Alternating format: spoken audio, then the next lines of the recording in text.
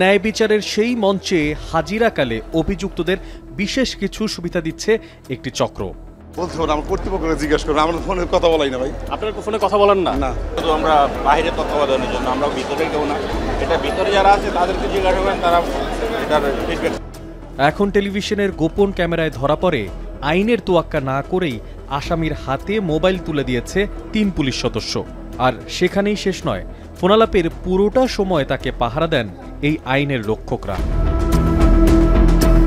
পরিচয় গোপন করার শর্তে এক পুলিশ সদস্য বলেন, পুলিশ সদস্যদের মধ্যে কেউ কেউ নিয়মিতভাবে আসামিদের এই সুযোগ করে দেন।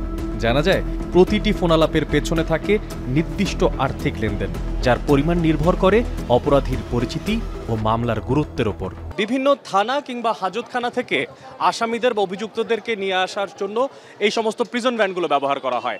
এরপরে সেখান থেকে নামিয়ে তাদেরকে রাখা হয় গারদে এবং ঠিক এই রাস্তা ধরে তাদেরকে পরবর্তীতে নিয়ে যাওয়া হয় এজলাসে। কিন্তু এই রাস্তার মাঝখানের সময়টাতে একটা পক্ষ কিংবা আইন শৃঙ্খলা বাহিনীর সদস্যরা তাদেরকে সুযোগ করে দেন বেশ কিছু অনৈতিক সুযোগ সুবিধা নেয়ার জন্য। প্রশ্ন হলো, 5 আগস্টের প্রেক্ষাপট পরিবর্তনের পরে আদালত প্রাঙ্গণের প্রেক্ষাপট পরিবর্তন করতে ঠিক আর কত সময় লাগবে?